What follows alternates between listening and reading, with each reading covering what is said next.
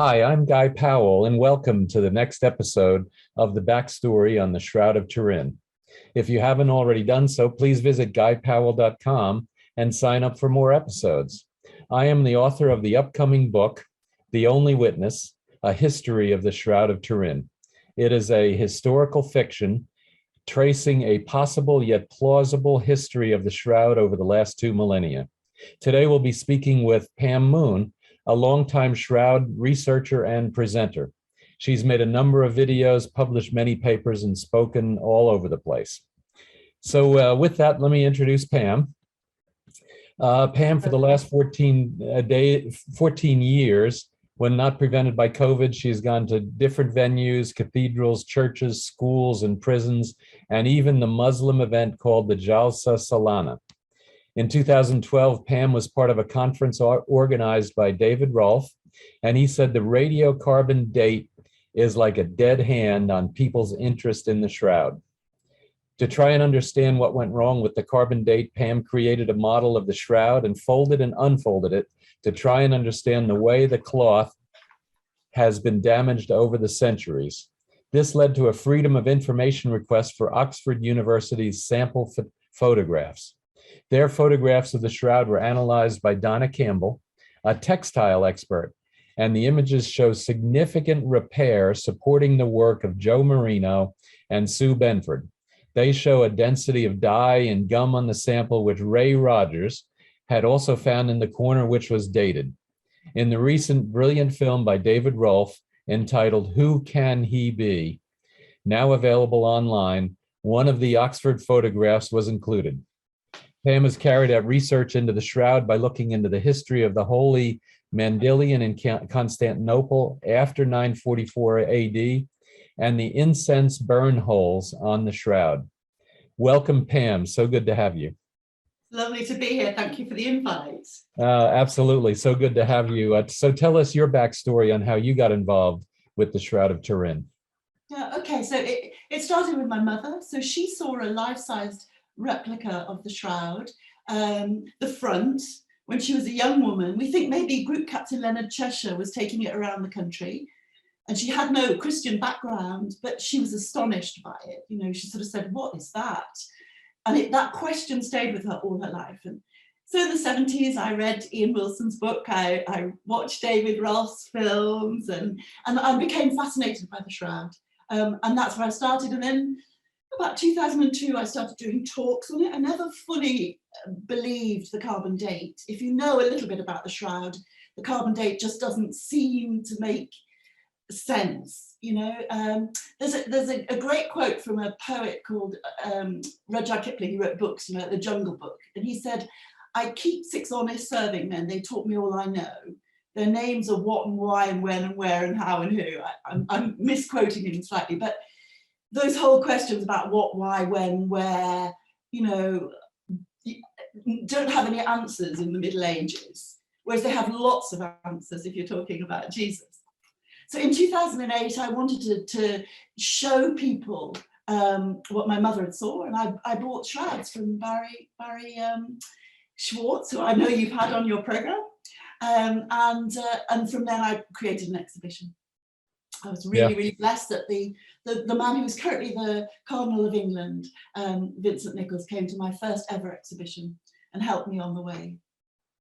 Yeah, wonderful. You know, it's really amazing because I also purchased the front of him as well, yes, and in black and white, not the original, yes, colors. And it's just a fascinating image. It's just there's so much in there to learn. So now one of the things that you're doing research on are the folding patterns and the fire and burn damage from 1532 and 1036.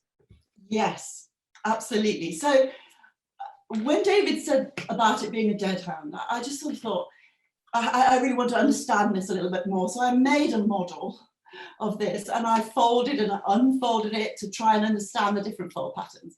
And obviously, the Holy Mandylion fold pattern is quite obvious. You get the face if you fold it like that. The pattern which shows the Man of Sorrows is quite obvious. You just fold it like this, and you get to see the whole body going down to the hands.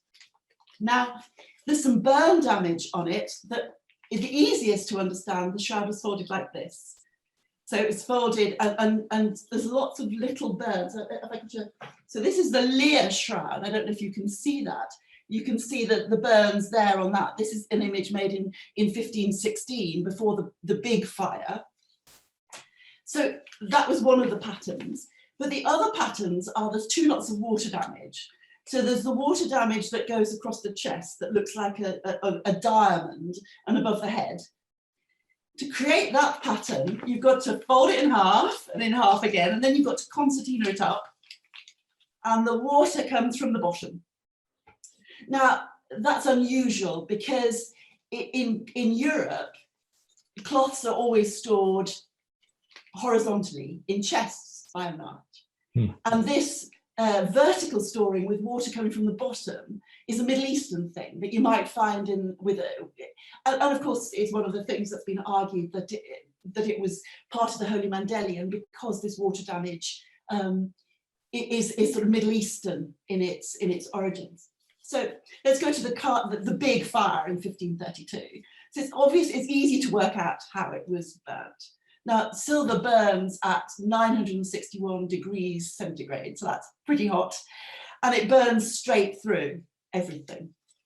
Now, if you look at the shroud, this corner, so this is the front of the man on the shroud, and this is the carbon date corner here. And you can see that there's missing material there. Mm-hmm. And there's also missing material at the other end, okay? But the other two corners are present, so they're not missing.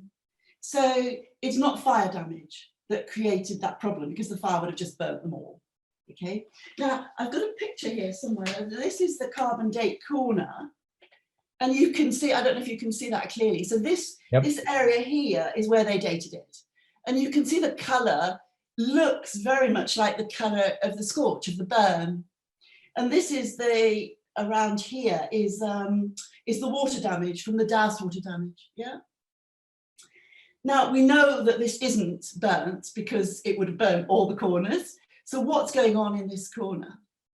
And that was one of the first things that got me interested. And my personal hypothesis, and I'm not, a lot of Shroudis aren't in agreement with me in this at all, but was that after it was burned, they folded it like this to dry it, because they'd thrown water. If they hadn't thrown water over it, it would have burnt in a blaze, but they put lots of doused water to put the fire out. And then I think they tried to dry it like this. And these two corners that are missing were side by side and water damaged. Whereas this corner that's opposite this here, the bigger missing corner, isn't water damaged at all. So I think they folded it, put it away. And again, this is very controversial. People don't agree with me on this. And when they opened it up, this was so badly damaged, they removed it. And by damage by water, can you see? It is interesting that the water damage pattern on the front and the back matches the missing corners, both on the front and the back. And also, going back to the Lear shroud, in 1516, you can see the feet. I don't know if that's really clear enough, but there are toes present on the shroud, which are no longer there. So we can no longer see the toes of the man of the shroud. And again, I think that may be because of water damage. Doused water damage has changed and darkened the image, so we can no longer see it. Okay, so bacterial damage. The first question I asked Professor Ramsey, who is the head of Carbon Date Lab in Oxford, is why didn't you autoclave the cloth? To see if there's bacteria on it, why didn't you remove it? And he wrote back saying they didn't want to damage it with that type of intensity of heat. Anyway, in the correspondence, it came out that they'd got photos. So I put a Freedom of Information request on them and asked for those photos. I've got some pictures here for you to show you. So this is the sample that they were given to test. Mm-hmm. There's a crease here, which is quite dark. Mm-hmm. And now, and I mean, actually the sample was really, really tiny, but I've blown it up massively so you can see it. There's some really, I sent it to an Irish textile expert called Donna Campbell. And she corresponded quite a bit with Professor Ramsey to try and work out what was going on. And she did a report on it. And one of the first things she noticed is that the weave on this side is tighter than the weave on that side, which it shouldn't be. There's also lots and lots of threads that go through it. So I don't know if you see here, here's a knot. Mm-hmm. Going across the knot is a white thread that wends its way across. It's not original to the shroud, it can't be, because it's too thin to be yarn, and it's just artificial. It's not supposed to be there. There's others over here that you can see. Now, Professor Ramsey also sent the reverse view. Someone had taken a view of the shroud, just a Polaroid camera in the lab that wasn't part of the official photos. And this is the back. And Donna had a look at this as well. And she noticed that there's staining here and here, obviously here, that looks like staining from a dye. She also told me on the telephone, the whole thing just looks too orange. Mm. She also noticed that there were stitches on the bias here, which had probably created the curve and the crease. So there's lots of repair going on here. Now, I know you've had Joe on your program, and Joe talks very, very convincingly about the repair that he's found with Sue on the shroud. Well, and if you might, on those two pieces, though, you can also see that the direction of the weave is going in a different direction. Oh yeah, sorry, yeah. No, that's just that you'd expect that in some way, but yeah, there is. This is just the reverse. So this is what it would look like. Mm-hmm. But yeah, there's all sorts of weird repairs going on. Now, one of the most important things that was released is this image here. And originally it was misclassified, but eventually they realized because it's herringbone weave, it must be the shroud. Now I've compared it with, so this is one of Mark Evans's Starr images of the shroud. And you can see that the shroud color should be a pale linen, a sort of whitish color. And then here is the marks of the thing that creates the image. Right. So it's slightly yellower where the image is, which is very fine. This is the Oxford photograph, which David used in his film. It's called P2575_9. You can see it's covered in gunk and it's orange. So it's not, it's been dyed. Now I looked a little bit into Ray Rogers' research into dye on the shroud, because he found dye in the rare sample and in the carbon date area. And where's this? Ah, yes. And this is one of the things I love most about Ray's research. So this is thread 14 of the Reyes sample. And this is before and after hydrochloric acid. So this is 6N of hydrochloric acid applied to thread 14 and the dye comes out. Okay. But you can see on here that it's not just dye. There's a whole load of gunk, which is like a gum. Now I went to a textile, a dyeing expert, medieval dye expert, and she told me that in order for linen to accept dye, you have to use a gum called gum tragacanth, and you have to pre-prepare the cloth with something called alum. Now, gum tragacanth is a bit like chewing gum, except stickier. It's really pretty potent stuff. And Ray Rogers discovered it took concentrated hydrochloric acid to get the gum out of the Reyes sample. And you know what it's like when you get chewing gum in your clothes. I mean, it's just so difficult to get out. You can't get it out. Well, yeah, exactly. You have to freeze it, and then you might be able to get some. Oh, absolutely, absolutely. Yeah.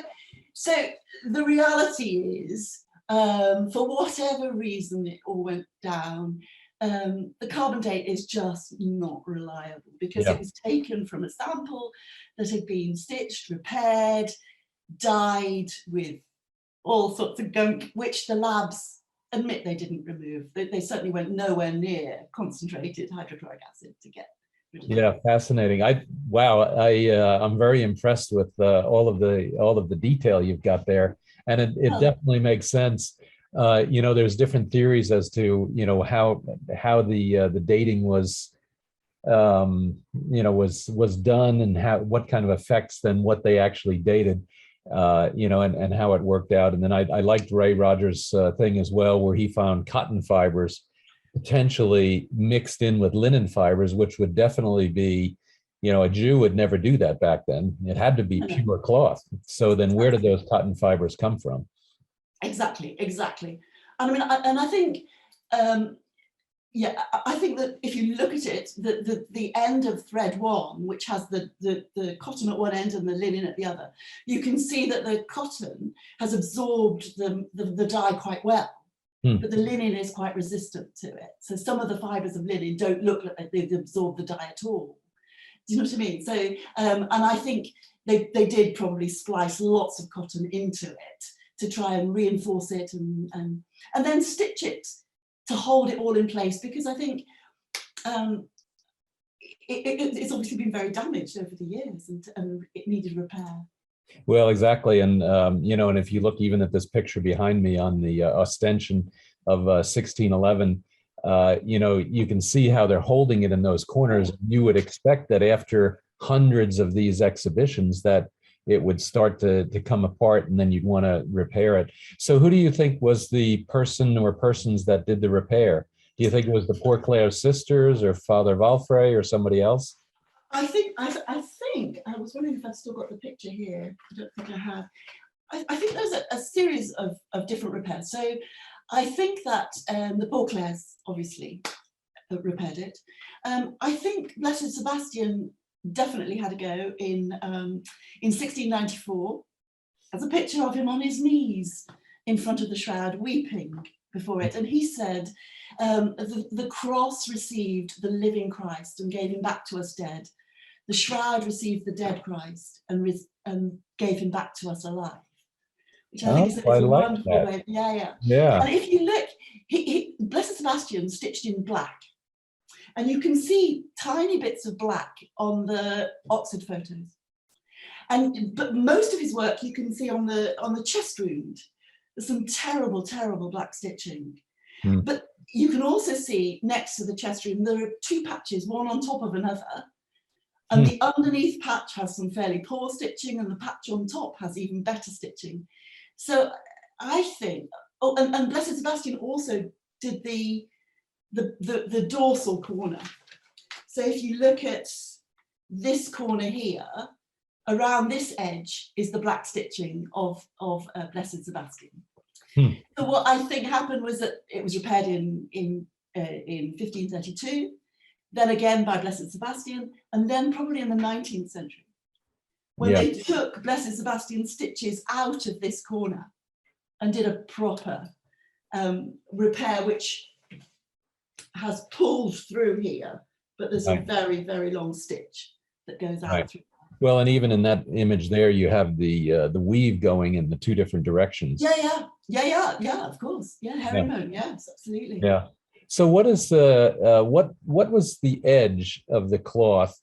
Normally you'd put like a seam and you'd fold it over, and then whatever you is that what happened here with the shroud? So if I took the edges, the raw edges, were they salvaged then, or were they? I mean, I don't know a great deal about this, but if you look at the shroud, there is this long cloth that goes the length of the shroud on the corner that's been, here we go, there's a strip that goes the length of this. And John Jackson has argued very convincingly to me that it was once integral to the cloth. Because if you look at it under a transmitted light photograph, you can match up this strip with the cloth itself. And he argues that it was used to tie the feet together and to bind the body into almost like a cocoon, right? So that the body was bound together. And so it's that's missing. It's this strip that's missing. And so so the salvaged edge would be done just to that strip. Yeah. Now there were the rest of it is sewn normally. There were also some hints that on the other corner. So what you're thinking is that on the other corner from where the radiocarbon testing was done, that was damaged and it was cut out because of the damage? I mean, obviously, other people think it's relics. Some people think it's wind damage. Some people think that it's damage, as you were saying, from holding it. Mm-hmm. But to me, the things, there's so many different elements. So if you look at the water damage on the back of the feet here, it matches the missing corners. Yeah. This is doused water damage after the fire. The fact that you can see feet on the shroud in 1516, which you can't see anymore, but all you can see a lot of doused water damage. Mm. Those are the sort of things that I would think might suggest, but I can't, Yeah, I can't. Because I had heard one other theory as well, is that one or more of the Dukes of Savoy were cutting threads out of it and then either sewing them into an official copy, or Yes. were giving them away as a gift to somebody, and so it's possible that those were also done that way. Yeah, and I think that's yes, and we can't. It's difficult to go back in history, but I think my one question would be, if you look at the Lear shroud again, where have I put it? Here. So this is what it looked like in 1516. And I showed it, and obviously the back, I haven't put the back in, it's a bit long. Yeah.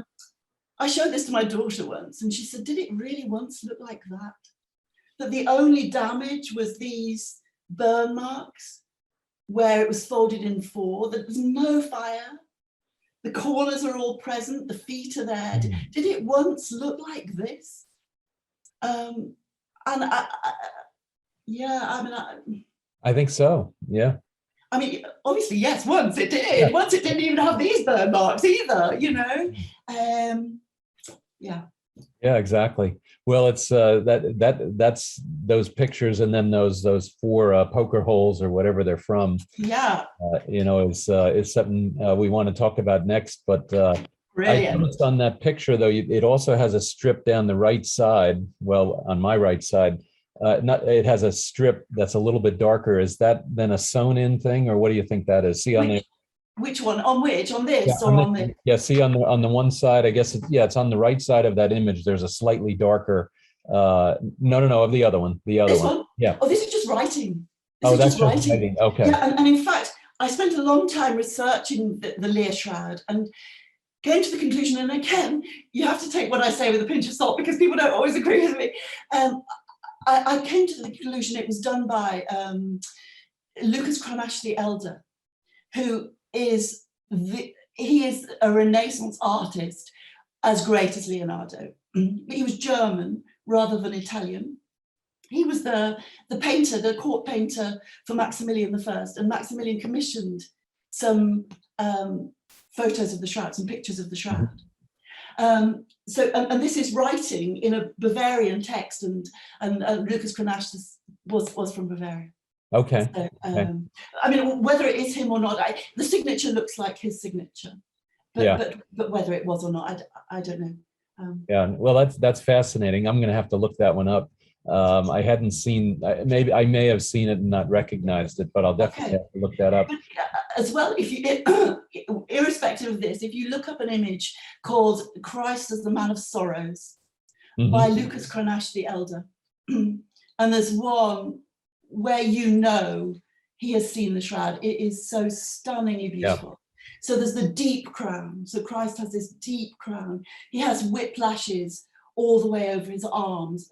And in fact, it takes us back to before, it was done in 1516, so it takes us back to what the arms would have been like before the fire damage. You can actually see the whiplash down the arms. You can see a whiplash to the face. You can see a whiplash to the, just to the eye, across the eye. This is somebody who clearly had seen the shroud. Yeah, and it's beautiful. Yeah. Well, I'm also interested in how the arms were laid. So his arms, the shoulders were dislocated, but it looks like the arms, this part of the arm is laying flat, and then the arms come across as as a groin, and his hands are there, which kind of gets into the other thing, which is the holy blood of Bruges. And so maybe talk about I that. got that too. Here we are. Here's the Holy Blood of Bruges. Yeah, let's talk about that one a second. Okay. So now, a few years ago, I did an exhibition here at a church, and for years, I have told people that the reason that there are no thumbs on the shroud is because of median nerve damage. And my GP, who is an Oxford-educated, very, very bright man named Andrew Husselby, came up to me afterwards and he said, that's actually wrong. If you get median nerve damage, what it actually does is cause the thumb to go out, not in. It causes the thumb, it's called an 8-hand deformity. And actually, we're having a conference here in a couple of weeks' time, and I hope that Andrew is going to talk about that at that conference. Now, so I then went to a funeral director to try and understand why there are no thumbs. Could there be another reason why there are no thumbs on the shroud? And the mortician there explained to me how he lays people out in death with the arms like this. He crossed the arms across each other. And especially with a naked, Christ on the shroud is naked. The arms give him privacy and the way they're held. But the funeral director also told me that in a normal funeral where you have a coffin, the arms would be held in place by the wood of the coffin. But in a shroud burial, that doesn't happen because the weight of the arms, what happens with rigor mortis is it sets in initially and then it relaxes and then it sets in again. So 6 to 12 hours after the death of Jesus, his muscles would have relaxed again. Okay, and the arms could have fallen apart with the weight of the arms pulling away from the body. So in a shroud burial, and I've spoken to people from the Middle East, a doctor actually from the Middle East who said that they want to keep a line in a shroud burial. So you will often tie the hands together, the thumbs together behind the hands to keep that position. And if you look at the story of John's description of the Gospels, he talks about Jesus being buried in the burial practices of the Jews. Now he's described that burial practice only 10 chapters before with the raising of Lazarus. So with the raising of Lazarus, Jesus says, untie his hands and his feet, which would suggest that the hands and feet of Lazarus were tied together. Now, John Jackson would argue that the strip that was across the top was used to tie the feet together and to create like a cocoon. Not enough, in my opinion, to hold the arms in place. And I wonder whether this, the Holy Blood of Bruges, could be the blood that was, the bandage that was held his thumbs together. Now, the vial came from Constantinople. It was probably brought to Bruges by Thierry of Alsace. The blood is red. It's the same, the carmine red, same color as the shroud. Now, one of the wonderful things about the Holy Blood of Bruges is that you could go to Turin, but you wouldn't see the shroud today. You could go to Oviedo, but you wouldn't see the Sudarium unless it's one of the few days of the year where it's on display. If you went today to Bruges, you could stand a foot away from this and see it so clearly, and it is beautiful. The color of the blood is beautiful. Now, in Bruges, they believe that Joseph of Arimathea wiped blood from the body of Christ. But I'm not sure that fits Jewish burial practices because they tend to keep things, they don't tend to wipe blood away because it's so sacred. So this is a hypothesis that it could have been used as one of the strips of linen John describes are plural. One for his feet and around the body, and maybe one for his hands. Yeah. Well, I have a couple of thoughts on that as well, as because I think you're right. I think, you know, when you have your hands, you have to have the thumbs.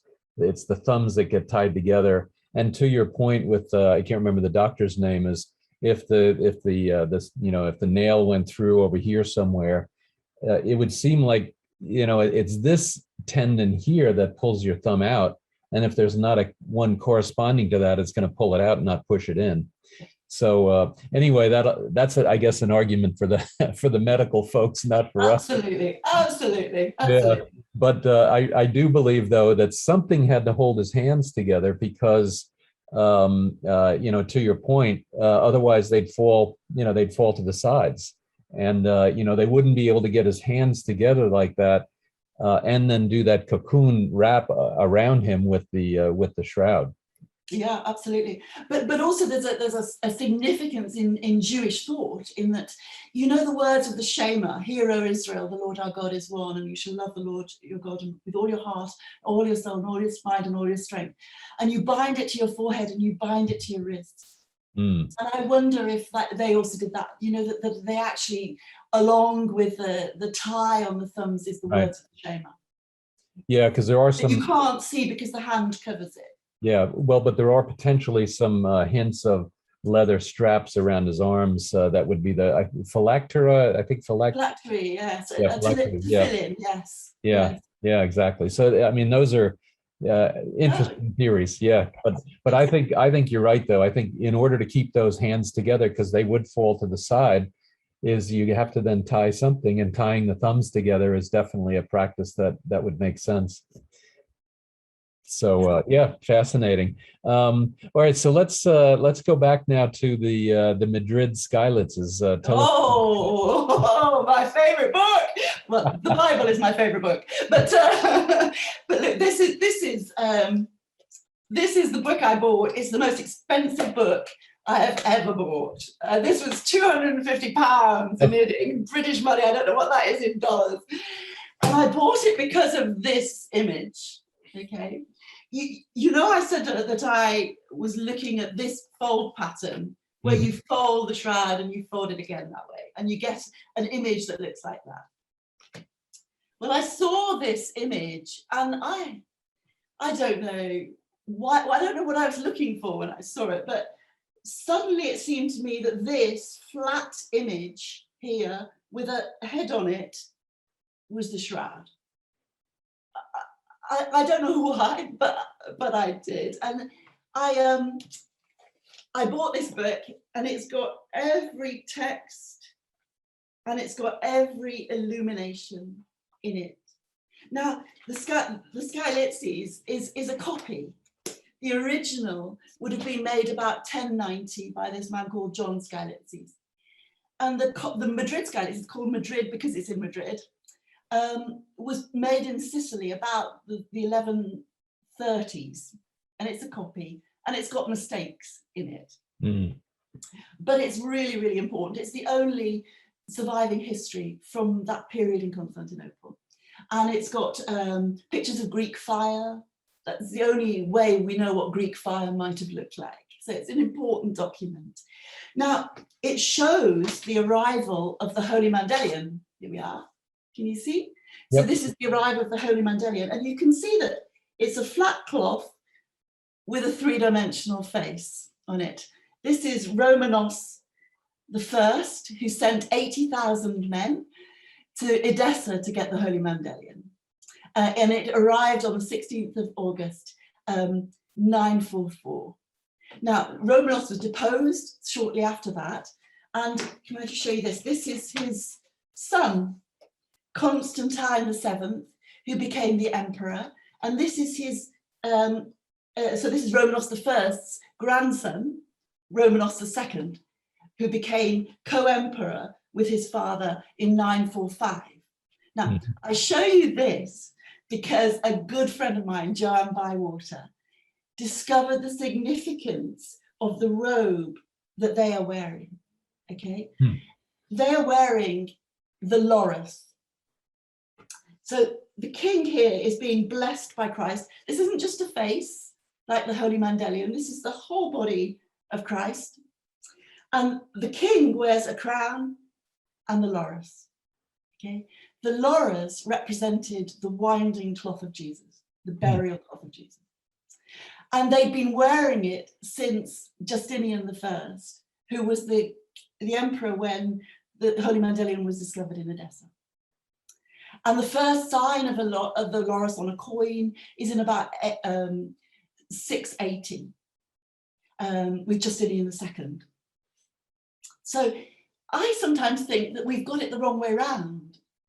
We think that the Holy Mandylion was just the face. But I think these people always knew that it was the whole cloth. Yeah. And they wore it around their necks. Yeah, interesting. So I bought this book. This is my second horribly expensive book, which is it's called the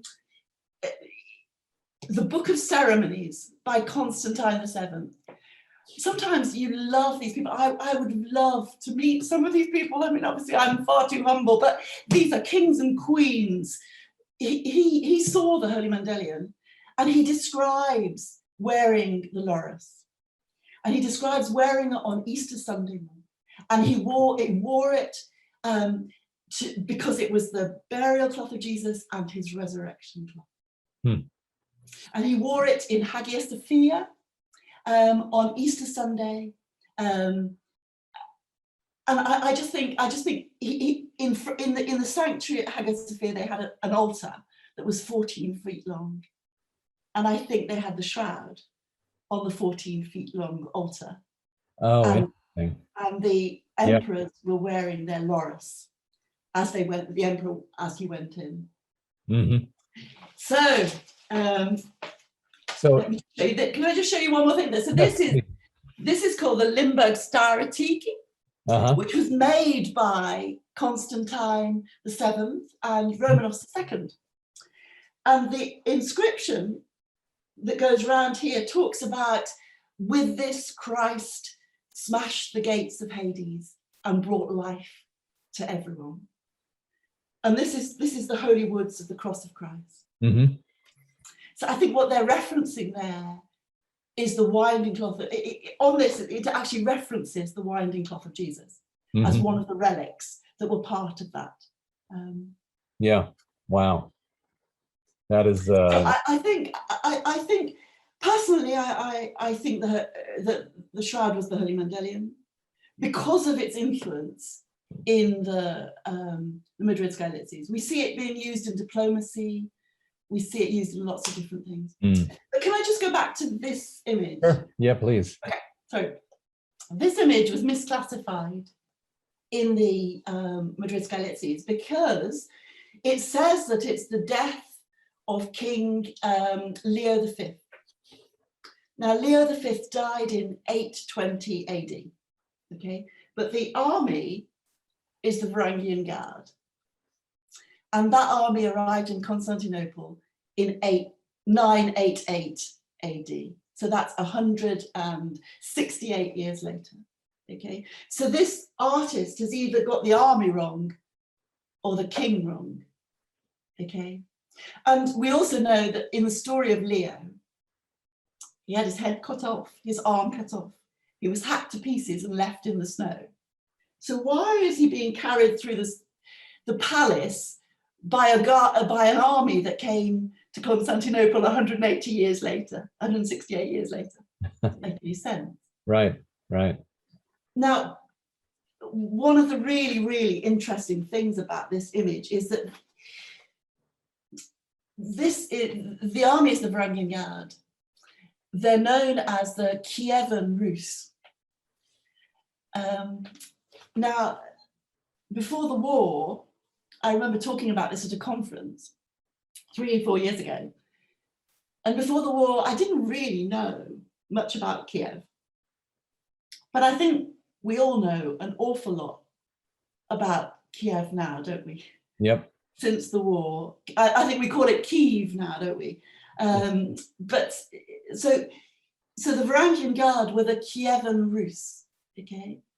And they were sent by, I've got a picture of him here somewhere, this wonderful man called Vladimir the Great, who is the great saint of Russia and Ukraine, okay?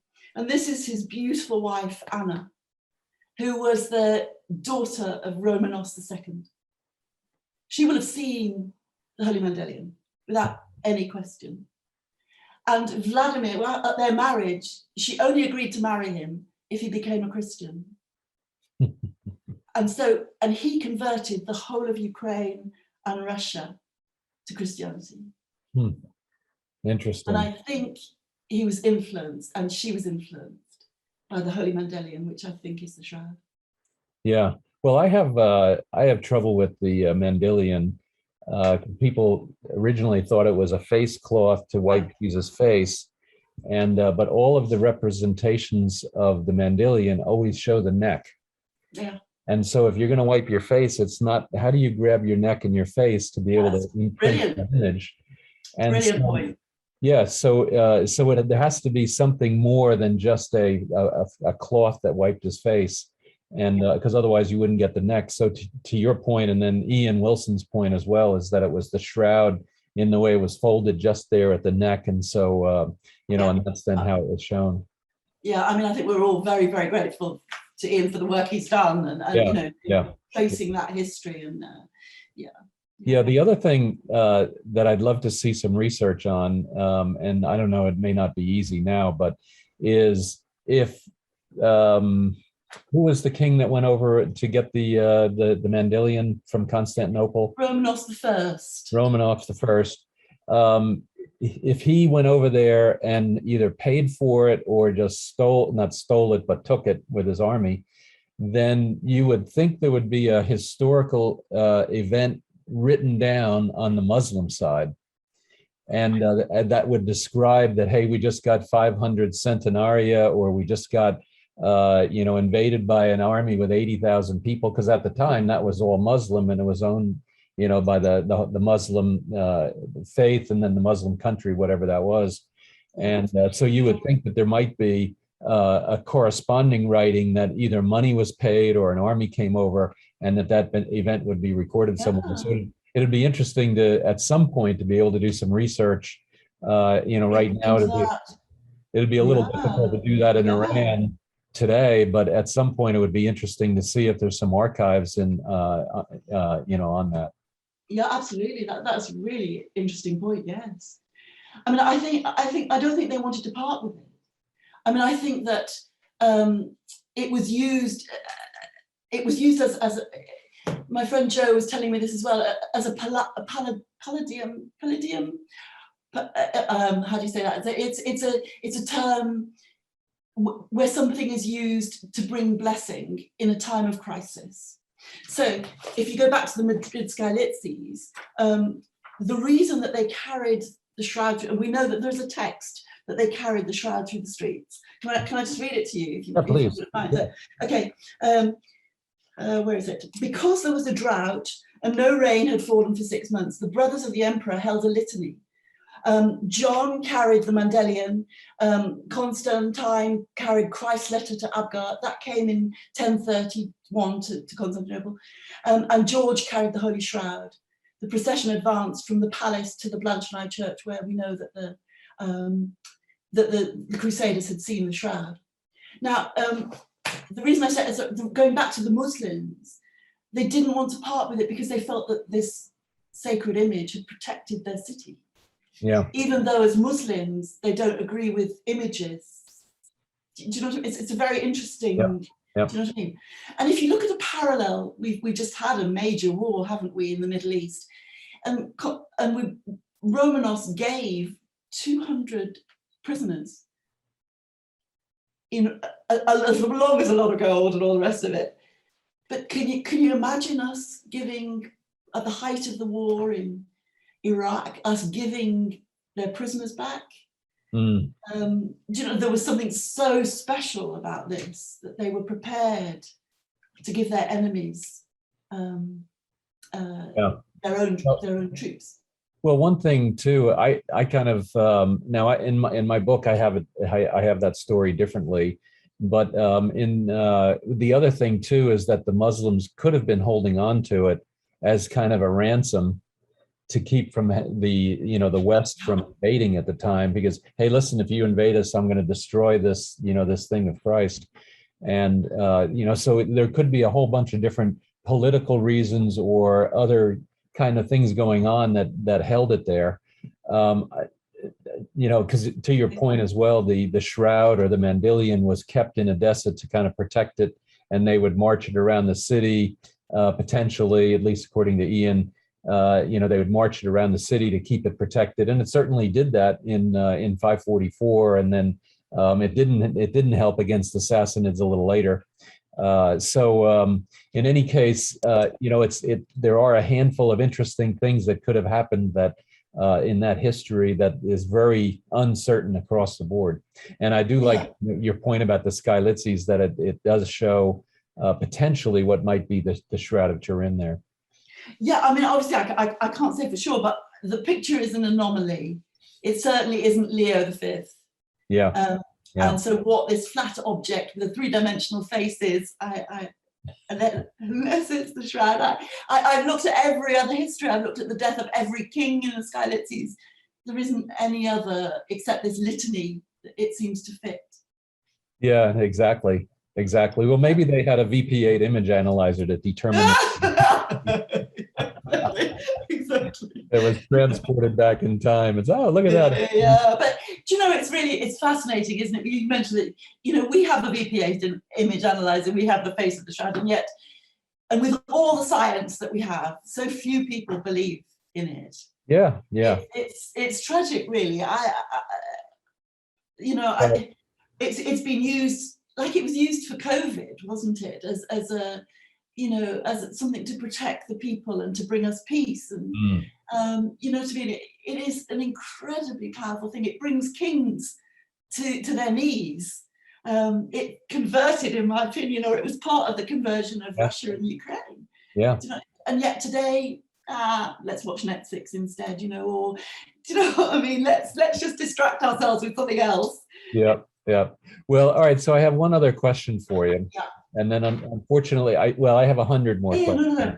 No. But so there were the coins. So there's coins, the Justinian coins from 640, and then there's some other coins with 680, I think, which have the Loris on and Christ on the other side. Right, which look like they have the shroud image on it, and in the 940s and also in the 640s. So if the shroud is in Edessa at the time and Constantinople is the capital, then do you think that Justinian sent then his artists and coin makers to Edessa and then to view it and then make it? If I'm right with the Maximilian story and Lucas Cranach the Elder, then this is one of the finest Byzantine, finest Renaissance painters that there is, who's being sent by a king to paint the shroud and get a representation of it. Of course, Justinian. Yeah. He built Hagia Sophia. There's a wonderful story about Vladimir the Great of Kiev, Prince of Kiev, who sent envoys all over the known world at the time to try and he wanted to find a god. He wanted to worship God. And they said that when they went to the divine liturgy in Hagia Sophia, they didn't know if they were in heaven or on earth. and there's this, this magnificent cathedral that was built in the 6th century. Yeah. If you can do that, you can send an artist to Edessa to draw a likeness, can't you? Yeah. Okay. No. Well, the only thing though is so in 600s, though, when that coin came out, Edessa was controlled by the Muslims, I believe. So that individual would have then gone into Muslim territory as opposed to, Roman territory. So, so that I think though, when the first images, I'm not sure about this bit. Yeah, I'm not either. But I think the sort of the Christ Pantocrator in Sinai was 600-ish, wasn't it? Well, I think they got a model, and one of the most interesting ones is there's a mosaic in Ravenna that looks very, very like Christ, which dates to about 530s. Yeah.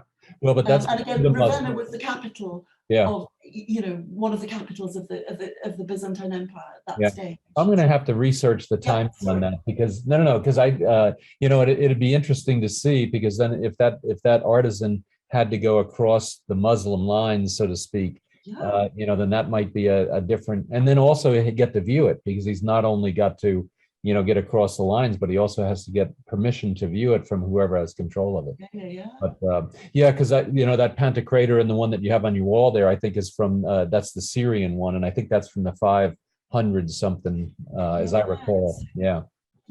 Yeah, that area, that history, I've gotten so fascinated with Oh learning no. about it, and you have too. And I Oh am yeah, you you fall in love with these people, and you just wish you could have been a fly on the wall to watch them. And I know. And then those books that you've got, now I'm going to have to buy those books. 250 pounds. Oh man. Oh It's wow. well worth it. It's well worth it. There's so many treasures in it. Yeah, well, absolutely. It certainly looks that way. Well, listen, let us break off here. I'd love to do this again, because I had so many other questions for you, and there's so many other really interesting things, but at some point, we gotta call it a day. Gotta call it a day. Gotta call it a day. Yeah. Okay, just one other thing before I go. A lot of these people are interrelated. So Vladimir the Great, his grandson, his granddaughter married Harald Hardrada. And Harald Hardrada was a commander in the Varangian Guard in the 1030s. Oh. And Harald Hardrada died alongside a guy called Tostig in 1066, carrying the same axe. And the man he died alongside, his wife was the great aunt of Thierry of Alsace, who brought the Holy Blood of Bruges to Bruges. There you go. Oh. Man, that's enough now, isn't it? You've totally blown my mind. Well, Pam, thank you so much. I really appreciate it. It's definitely eye-opening, and what you've now done with understanding the cloth, and then also the Skylitzes, now it's a whole nother set of research that I've got to do.